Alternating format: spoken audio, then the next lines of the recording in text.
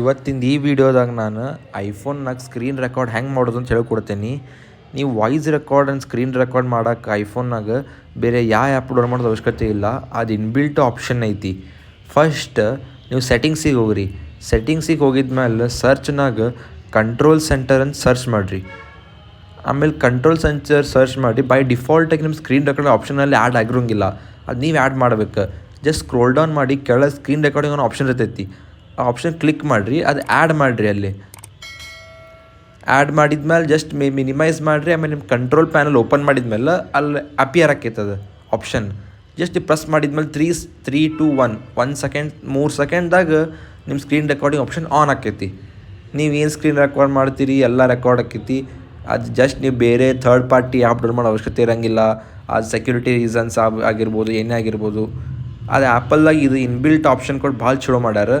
Just ಆಮೇಲೆ ನೀವು just ಫೋಟೋಸಿಗೆ save ಮಾಡ್ಬೋದು.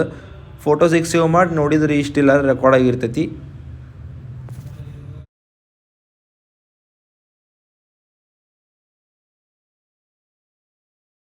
ಈಗ ನೀವು ಜಸ್ಟ್ ಅದು ರೆಕಾರ್ಡಿಂಗ್ ಆಪ್ಷನ್ ಆ್ಯಡ್ ಮಾಡಿದ್ರೆ ಅವಾಗ ನೀವು ವಾಯ್ಸ್ ರೆಕಾರ್ಡ್ ಆಗೋಲ್ಲ, ಜಸ್ಟ್ ಸ್ಕ್ರೀನ್ ರೆಕಾರ್ಡ್ ಆಕೈತಿ.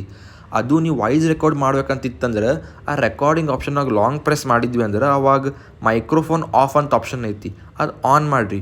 ಈಗ ನಿಮ್ಮ ಸ್ಕ್ರೀನ್ ರೆಕಾರ್ಡು ಆಕೈತಿ ಆ್ಯಂಡ್ ವಾಯ್ಸ್ ರೆಕಾರ್ಡು ಆಕೈತಿ. ವಿಡಿಯೋ ಇಷ್ಟ ಆಗಿತ್ತು ಅಂದ್ರೆ ಲೈಕ್ ಮಾಡಿರಿ, ಸಬ್ಸ್ಕ್ರೈಬ್ ಮಾಡಿರಿ.